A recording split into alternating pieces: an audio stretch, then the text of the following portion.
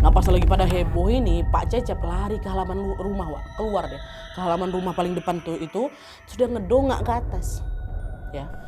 Dan disitulah Cecep langsung teriak, Pak Cecep ini.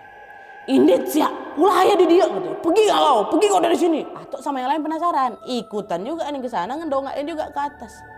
Kata Atok aku Nadia, semua yang ada di sana lihat, semua yang ada di sana kaget sekaget-kagetnya. Gegara mereka ngeliat apa? Hai wassalamualaikum warahmatullahi wabarakatuh. Terima kasih sudah klik video ini. Tidak terasa besok udah masuk hari Senin lagi Wak ya. Waktunya kembali kerja, sekolah atau juga rutinitas lainnya nih. Tenang aja kalian Wak, sebelum kembali ke rutinitas kalian besok, seperti biasa di malam ini aku akan menemani kalian lagi dengan membawakan satu kisah horor Wawa part selanjutnya. Nah kisah kali ini tuh terjadi sama keluarga kakeknya Wawa. Kita dapat KW jadul lagi malam ini. Dimana waktu itu di kampung kakeknya Wawa ini ada satu gang yang dihuni sama mayoritas orang kaya yang diduga pakai pesugihan Wak.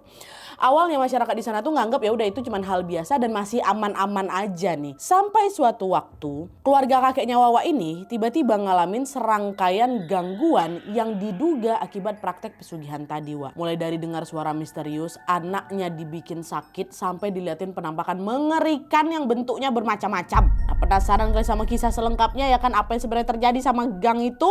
Tanpa berlama-lama kita langsung masuk aja ke ceritanya. Check it out.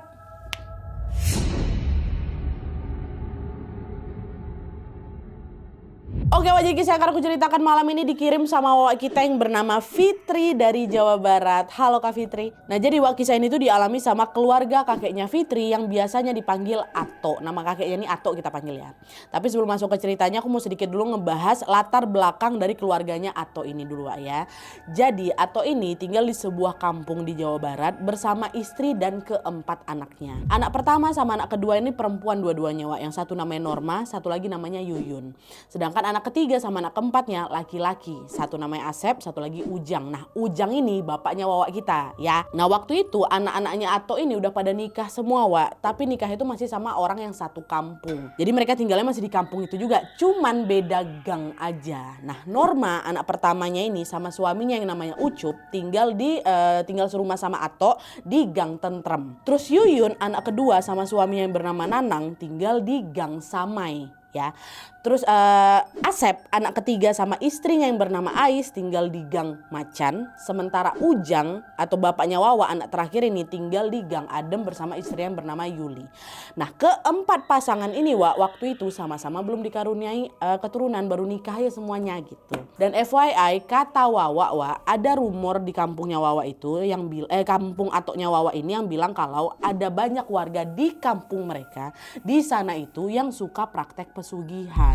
Awalnya entah kabar itu benar atau enggak Wak ya, tapi yang jelas waktu itu Atok sama beberapa warga di sana memang notice nih kalau ada beberapa keluarga di kampungnya itu yang tadinya hidup pas-pasan tapi tiba-tiba dalam waktu yang singkat punya rumah mewah, jadi juragan kambing atau juga punya lahan pertanian yang banyak kali, padahal mereka ini nganggur Wak. Dan kalaupun kerjanya itu cuma jadi buruh petani biasa aja. Jadi kalau misalnya mendadak kaya itu curiga lah orang-orang di sana waktu itu.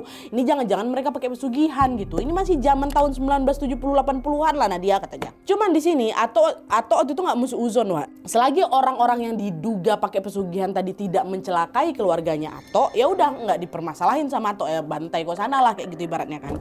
Pun kebanyakan warga di kampung sana tuh juga berpikiran hal yang sama. Udah biarin aja, yang penting orang-orang itu nggak ganggu ketentraman kampung gitu kan. Jadinya selama bertahun-tahun makin banyak lah itu warga di sana yang diduga pakai pesugihan juga gitu. Tapi seiring berjalannya waktu di kampung mereka ini sampailah di satu titik ada satu gang di sana yang kelihatan jadi macam gang pesugihan gitu Wak. Gang apa? Gang Samai. Yang ditempatin sama Yuyun anak keduanya Ato itu. Nah, di situ. Karena di gang itu mayoritas rumahnya itu besar-besar kali. Nah dia kata Ato, aku pagar rumah itu tinggi-tinggi. Dan anggota keluarga yang nempatin rumah itu semua pada kaya semua. Sampai anak cucu mereka tuh. Jadi macam keluarga konglomerat. Wah, ini macam gang-gang mewah gitu loh. Nah di sisi lain orang-orang di gang Samai ini waktu itu juga makin lama makin jarang bersosialisasi gitu sama warga setempat. Kalaupun lagi ada hajatan atau mereka ini lagi ngadain acara, ya mereka tetap ngundang tetangga-tetangga Wak. Tapi ya udah habis itu nggak pernah sapa-sapaan lagi. Dan waktu itu warga di sana masih nganggap itu ya pribadi masing-masing aja. Jadi nggak pernah ditegur juga sama warga-warga yang lain yang udah agak curiga ini. Pokoknya kayak gitu, Wak. Gang Sama ini makin lama makin banyak rumah-rumah yang besar kayak gitulah. Dah, awalnya kampungnya Atok setelah terjadi kayak gitu masih aman-aman aja. Orang-orang yang diduga pakai pesugihan tadi gak pernah ngeganggu warga setempat, Wak ya. Tapi seiring berjalannya waktu, tiba-tiba mulai muncul kejadian-kejadian janggal di sekitar Atok yang diduga berkaitan sama praktek pesugihan tadi. Dan gak lama keluarganya Atok ini juga ngalamin gangguan seram sampai bikin satu kampung itu heboh. Ini kita masuk ke gangguannya. Jadi Wak, pada suatu hari Yuyun, anak kedua Atok yang tinggal di Gang Samai tadi itu lagi hamil tua. Nah usia kandungannya waktu itu udah masuk 7 bulan. Nah sesuai tradisi setempat Wak, Yuyun ini bakal mengadakan acara 7 bulanan untuk menjaga bayi yang dikandung sama calon ibunya biar selamat gitu lah kan sampai waktu melahirkan nanti. Nah kata Wawa Wak, acara 7 bulan di kampungnya Atok waktu itu biasanya diadain memang selama sehari penuh gitu loh. Rangkaian acaranya juga macam-macam, salah satunya syukuran dan mandi air kembang. Jadinya di hari itu Atok yang dibantu sama keluarga dan juga warga setempat pun mulailah itu kan nyiapin barang-barang yang memang diperlukan untuk acara 7 bulanan itu gitu loh.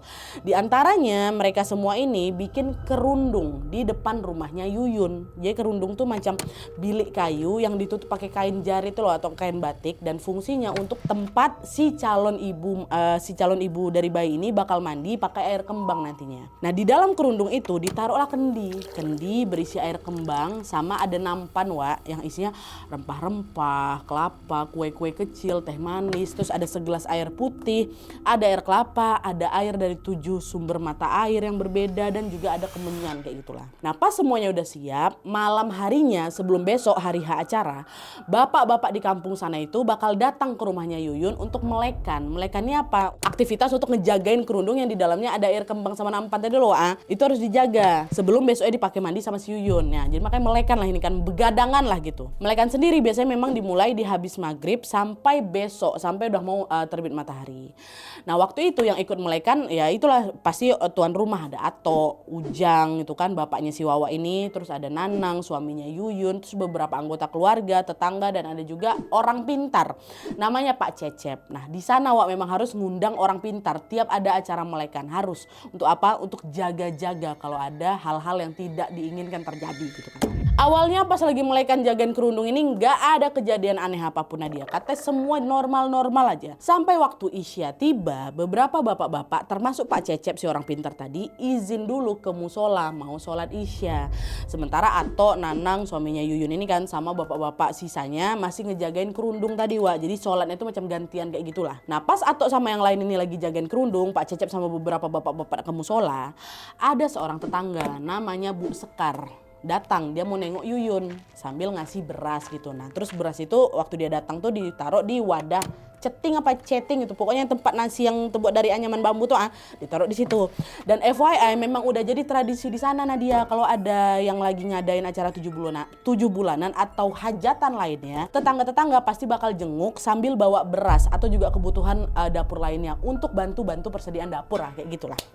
Ataupun dah lah, terimalah itu beras tadi akan dibawa sama Bu Sekar, terus dimasukkanlah beras tadi ke karung. Jadi dicampur sama beras pemberian tetangga yang lain ya. Nah habis itu cetingnya tadi, si anyaman bambu tadi dikembalikanlah ke Bu Sekar. Makasih ya Bu ya gitu kata si Atok. Dah, habis itu habis Bu Sekar ini ngasih beras, Bu Sekar masuk dulu bentar ke rumah untuk ngelihat si Yuyun, ditemani sama suaminya Yuyun, Nanang ya kan. Terus udah habis nengokin Yuyun bentar, apa ngobrol-ngobrol bentar, nggak lama Bu Sekar pun pamitan pulang. Nggak lama setelah Ibu Sekar ini pulang Wak, Atok sama bapak-bapak yang lain yang lagi ngejagain kerundung tadi, tiba-tiba ngerasa kok hawa udara di luar rumah tuh jadi gerah kali Wak. Gerah, padahal sebelumnya masih sejuk-sejuk aja, masih biasa aja. Gerah waktu Bu Sekar itu balik. Terus nggak lama Atok ini juga ngelihat kain jarit penutup kerundung tadi tiba-tiba macam gerak sendiri gitu, macam ada yang nyenggol dari dalam. Tapi waktu ditengok kan, dicek sama si Atok kan ke dalam kerundung itu, nggak ada siapa-siapa. Entah itu kucing atau tikus atau binatang, nggak ada. Dan yang bikin Atok makin kaget lagi Wak, air putih, segelas air putih yang memang ada di nampan sajen tadi tuh loh, tiba-tiba mendadak berubah warna Wak. Jadi keruh kali, macam kemasukan lumpur. Ngapa nih? gitu kan. Dan makin lama warnanya malah jadi kayak merah marun gitu. macam bercampur darah. Heboh lah tuh. Pak, sini bentar Pak, sini Pak. Ini kok airnya berubah ini. Bapak-bapak yang lain langsung lah kerumunan juga kan buat ngecek nih apa yang dibilang sama si Yato. Ngecek juga ke dalam kerundung. Heboh juga mereka di situ. Kok bisa Yato? Kok bisa berubah kayak gitu? Pak, ini ada yang nggak beres nih Pak, kata salah satu yang lain. Udah cepet-cepet jemput Pak Cecep di musola. Pak Cecep lagi sholat. Tapi belum sempat bapak-bapak itu pergi ke musola untuk manggil Pak Cecep ini, Yuyun yang lagi hamil ini malah teriak di dalam rumah.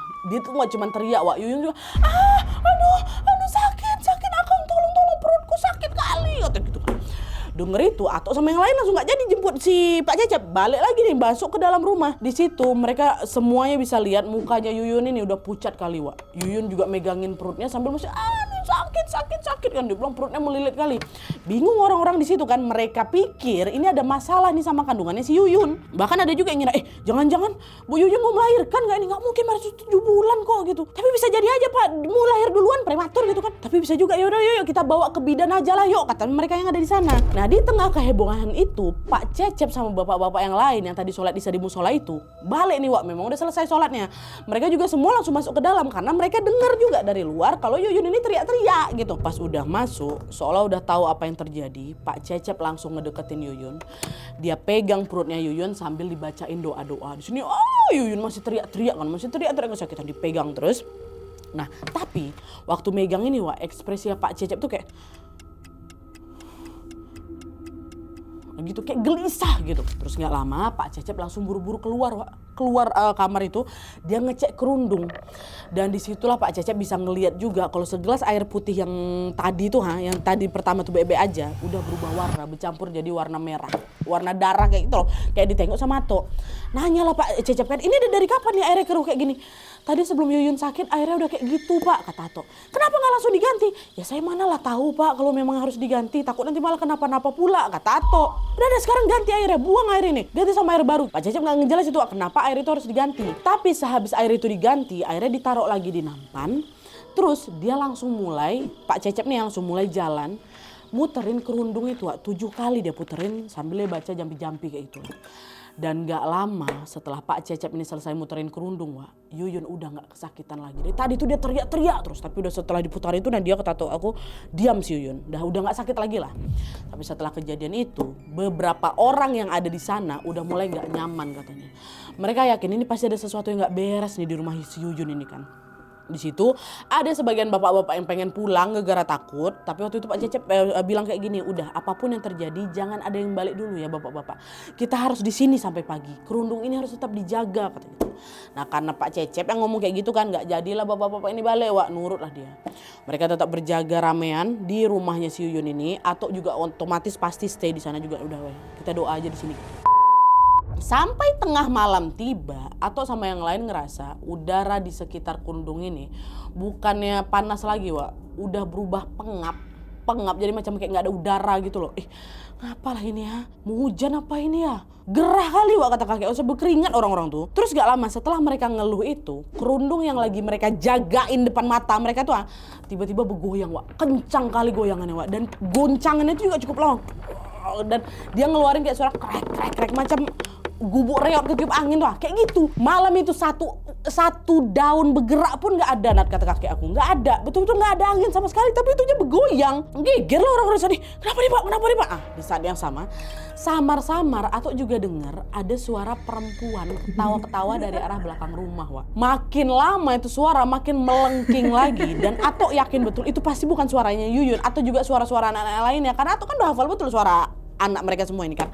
Nah, awalnya Atok pikir dia doang nih yang dengar kan, jadi enggak, aku salah dengar, itu cuma perasaan aku aja. Tapi nggak lama bapak-bapak di sana juga Pak, kalian pada dengar nggak? Ada seorang ketawa di belakang gitu. Iya aku dengar. Bapak-bapak yang lain ngomong kayak gitu juga. Nah, makin diomongin suara ketawa itu makin keras lagi, makin keras. Bahkan kali ini suara itu macam suara ketawa beberapa perempuan yang saling sahut menyaut. Jadi nih yang ketawa tuh lebih dari 1 orang gitu loh, Makin geger lah orang-orang di depan rumah si Yuyun itu kan. Ada yang refleks baca-baca doa, ada beberapa juga yang langsung lari masuk ke dalam rumah si Yuyun, dan ada juga yang pasti dicelinguk karena ke sekeliling kan, nyari sumber suara itu siapa tuh yang ketawa-ketawa gitu kan, penasaran. Nah, pas lagi pada heboh ini, Pak Cecep lari ke halaman rumah, keluar deh ke halaman rumah paling depan tuh itu, sudah ngedongak ke atas, ya. Dan disitulah Cecep langsung teriak, Pak Cecep ini. Indit ya, ulah ya di dia, pergi kau dari sini. Atok sama yang lain penasaran, ikutan juga nih ke sana, ngedongain juga ke atas. Kata Atok aku Nadia, semua yang ada di sana lihat, semua yang ada di sana kaget sekaget-kagetnya. Gegara mereka ngeliat apa? Ada 7 perempuan yang lagi ngelilingin atap rumahnya Yuyun ini sambil ketawa-ketawa. Ada kuntilanak. Ternyata suara ketawa itu dari mereka bertujuh itu. Bayangkan sama. Gak Atok aku aja yang lihat Nadia. Bapak aku lihat. Om aku lihat. Sampai sekarang sampai besar ku tanya. Lihat mereka semua. Lihat aku kuntilanak tuh macam-macam juga mukanya dia katanya. Ada yang matanya merah macam lagi marah kayak gitu. Ada yang mukanya hancur. Ada yang mulutnya runcing macam paru burung dan lain-lain. Ada semua di situ kan. Di situ Pak Cecep masuk dalam rumah, masuk kata dia kayak gitu kan. Pada masuk lah semua di dalam, nggak ada yang berani lari keluar tuh. Masuk. Waktu di dalam itu suara ketawa-ketawanya masih terdengar Nadia. Masih nembus sampai dalam rumah. Makin takut lah lagi orang di dalam itu kan. Semua Nadia, om aku, bapak aku ada di dalam situ. Nah, udah nyampe di dalam semua, Pak Cecep nyamperin Atok. Dia bilang apa? Tadi Bu Sekar datang ke sini nggak Tok? Katanya, Bu Sekar. Oh iya Pak, tadi dia ngasih beras terus dia pulang. Kenapa emang Pak? Pantesan. Sekarang udah kamu ambil beras yang tadi Bu Sekar kasih, bawa ke sini katanya. Aduh Pak, nggak bisa Pak. Orang berasnya udah dicampur sama beras yang lain kok. Aduh, udah kalau gitu ambil aja setengah karung, terus siapin kain sama benang jahit katanya. Dengar itu pasti orang-orang di sana juga bingung. Hah, kenapa memang ya kan?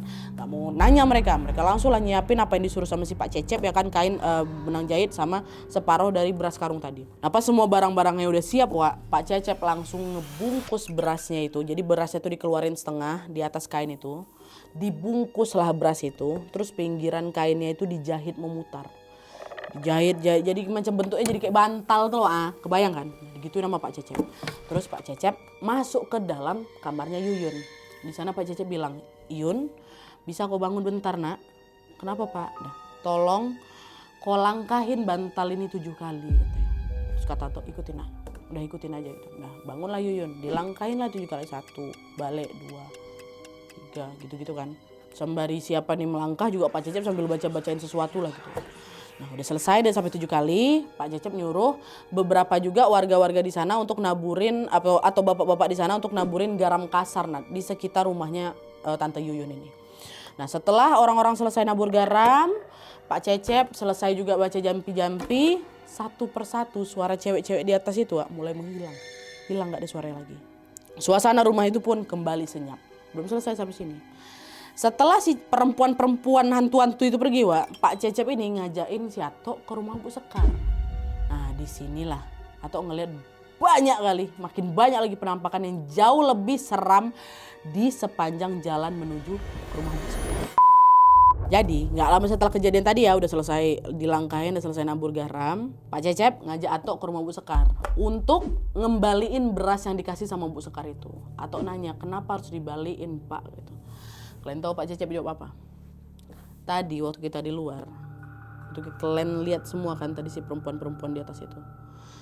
Aku lihat salah satu muka kuntilanak itu mirip sama Bu Sekar.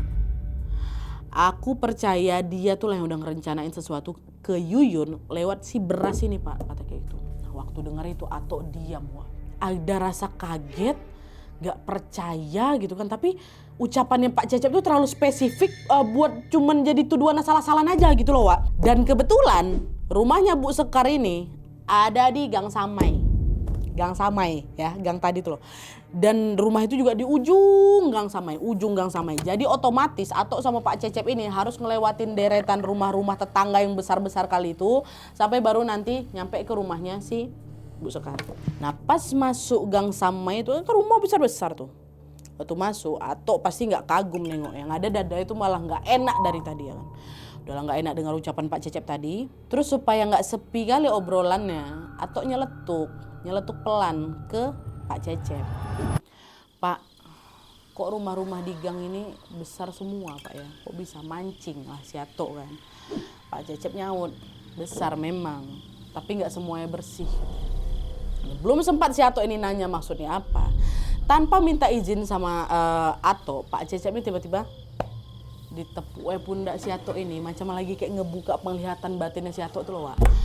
Dan disitulah Atok langsung merinding sejadi-jadinya karena sejak saat itu, sejak ditepuk pundaknya itu, setiap rumah yang Atok lewatin, Atok lihat penampakan. Ada kata Atok, satu rumah itu yang gerbang itu dijaga sama siluman bulu hitam, hidung sama mulutnya besar kali, matanya merah. Jalan lagi, ada rumah yang dijaga sama ular yang ukurannya besar kali, itu lagi ngelingkarin halaman depan rumah tuh, bayangin.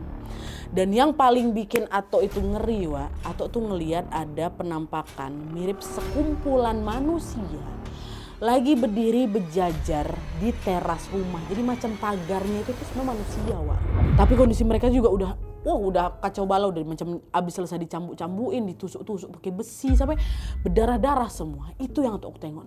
Di situ Atok udah macam mau pingsan rasanya. Takut setengah mati ya kan. Tapi untung waktu itu Pak Cecep megang tangannya disuruh tenang gitu kan. Jadi Atok dia nggak berani ngeluarin suara sekecil apapun, tapi dia kayak macam dijaga gitu lah masih Pak Cecep.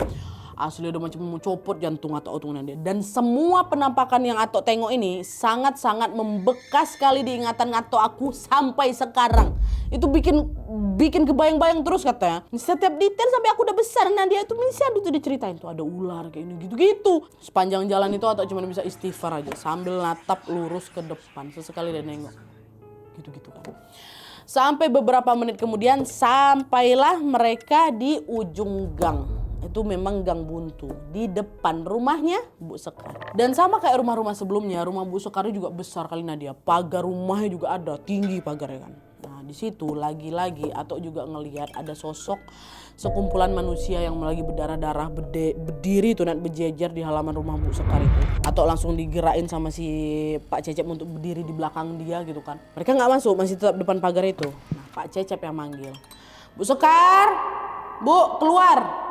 Bu Sekar keluar katanya kayak gitu kan. Tapi sampai beberapa kali dipanggil Bu Sekar ini nggak nyaut sama sekali, Nah suami sama anak-anaknya Bu Sekar juga nggak ada yang keluar gitu. Mereka kan tinggal sekeluarga.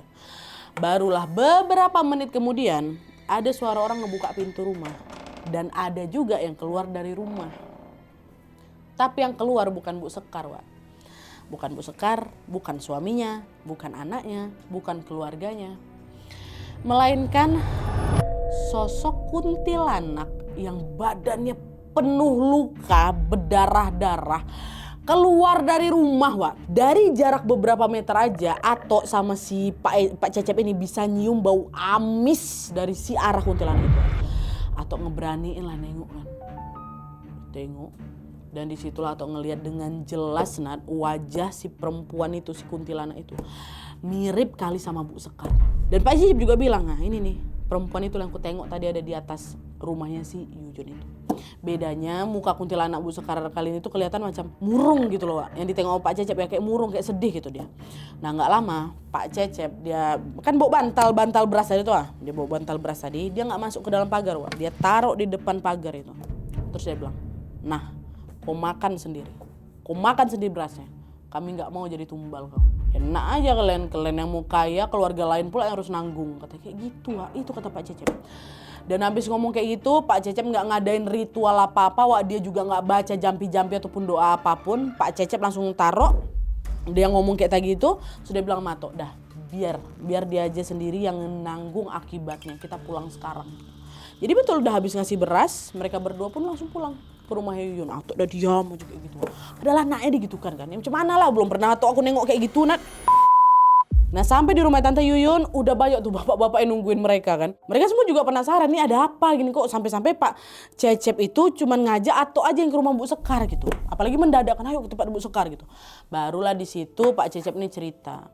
Semua kejadian seram tadi nih itu karena ulahnya Bu Sekar. Dia lagi nyari tumbal untuk memperkaya diri dia.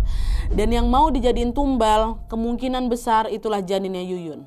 Tapi kalian udah tenang, sekarang udah aman semua, kata Pak Cecep. Dengar itu heboh lah mereka semua di situ. Ditambah lagi Pak Cecep juga bilang perempuan yang tadi kita dengar di atas itu salah satunya saya ada lihat mukanya mirip sama Bu Sekar. Atok juga ngasih kesaksian, saya pergi rumah Bu Sekar. Terus waktu keluar, yang keluar itu bukan Bu Sekar secara wujud manusia, tapi secara wujud kuntilanak mukanya kayak Bu Sekar. Nah waktu dengar kayak gitu, ada nih bapak-bapak di sana juga ikutan speak up. Ada yang katanya pernah ngegepin Bu Sekar naruh sajen di bawah pohon gayam dekat rumahnya. Terus habis itu nggak lama kemudian si orang ini ada anggota keluarganya yang hilang selama 3 hari. Terus ada juga warga yang ngelihat ada nenek-nenek di belakang rumahnya Bu Sekar yang kelihatan linglung gitu. Sampai lupa sama anak-anaknya. Dan pernah juga ada warga yang ketemu sama sosok kuntilanak disiram lah pakai air panas ya kan, udah dicampur sama garam. Hilang memang Wak sosok itu, tapi besoknya ada warga lain yang ngelihat Bu Sekar badannya merah-merah memar gitu loh Wak, macam habis kesiram air panas. Setelah itu si orang yang nengok ini langsung berasumsi kalau jangan-jangan itu Bu Sekar nggak tadi malam gitu. Nah rupanya dengar cerita dari Atok, dari Pak Cecep sama dari beberapa bapak-bapak itu kan betul itu berarti. Nah habis dengar cerita-cerita itu Atok bilang ternyata memang banyak orang di sini pakai pesugihan ya bapak-bapak. Saya lihat sendiri tadi banyak kali juga loh sosok-sosok aneh di depan rumah mereka. Saya lihat Pak gitu, kita harus hati-hati sama mereka. Terutama sama si ini.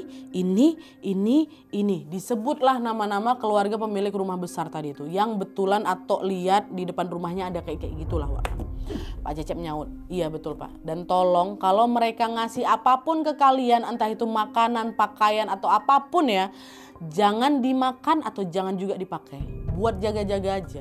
Ini mereka udah mulai mau keluar batas nih. Ada warga kita yang mau ditumbalin sama mereka. Selama ini kita diam-diam aja kan. Mereka belantak kok sana lah aku mau ngapa-ngapain. Tapi sekarang anaknya Atok ini lagi ditargetin. Dia udah mau mulai ngerecokin kita. Tapi kita nggak usah grebek mereka. Udah terserah mereka mau ngapain aja. Biar mereka sendiri yang tanggung akibatnya. Tapi kalau kalian diganggu sama mereka, baru kalian lapor sama saya. Nanti biar saya yang tindak gitu. Udah semua ngangguk lah, setuju bapak-bapak di sana. Nah habis cerita itu Atok, Pak Cecep sama bapak-bapak yang lainnya pun lanjut berjaga lagi Wak di rumah Yuyun sampai besok pagi. Dan alhamdulillahnya nggak ada lagi kejadian aneh lainnya Wak. Aman tuh acara 7 bulanan. Dan setelah kejadian itu beberapa warga kadang-kadang masih dapat gangguan serem Wak. Tapi nggak ada yang sampai jadi tumbal gitu loh. Mereka lebih waspada lagi karena nggak mau sembarangan nerima barang-barang dari orang-orang yang make pesugihan tadi. Dan kata Wawa juga sampai sekarang Bu Sekar masih ada nak. Umurnya dah tua kali. Tapi duitnya nggak habis-habis. Ini sampai anak cucunya pun sekarang hidupnya kaya raya. Entah itu hasil pesugihan atau bukan ya. Kalau yang zaman sekarang ya aku juga nggak tahu. Cuman yang jelas Wawa nggak mau berprasangka buruk sama mereka. Udah tapi dia masih hidup, masih kaya. Menurut kalian gimana Wak? Ada nggak di antara kalian yang pernah ngalamin kejadian serupa? Tambah di kolom komentar di bawah. Atau kalau misalnya kepanjangan kirim aja ke email. Nanti aku bacain kalau mantap ya. Oke Wak, jadi itu tadi pengalaman horor yang dialami sama kakeknya Wawa dan juga warga di kampung kakeknya Wawa ini. Dari cerita ini kita jadi tahu kalau ternyata keserakahan manusia itu memang tidak ada habisnya Wak. Ada yang mau kaya tapi nggak mau kerja dan malah milih cari cara instan yang ngerugiin banyak orang. Tadi itulah kayak pesugihan. Jauh-jauhkan cara kayak gitu Wak, itu nggak ada benar sama sekali. Kalau memang mau hidup berkecukupan ya kau jemputlah rezeki itu. Kau jemput rezeki itu dengan cara yang halal biar hidup jadi berkah. Dan yang paling penting jangan lupa juga untuk terus bersyukur ya Wak ya. Terus bersyukur setiap hari. Semoga kita selalu dijauhkan dari niat berbuat curang yang merugikan orang lain. Amin ya rabbal alamin. Oke Wak, jadi sekian dulu videonya. Terima kasih banyak yang sudah menonton. Kalau kalian suka video ini klik like-nya. Jangan lupa komen di bawah untuk ide dan saran-saran untuk selanjutnya. Jangan lupa nyalain notifikasi ya supaya kalian tahu kalau aku upload video baru. And as always jangan lupa untuk klik tombol subscribe supaya kalian sama-sama tahu informasi menarik dan menegangkan dari channel aku. See you next video, bye.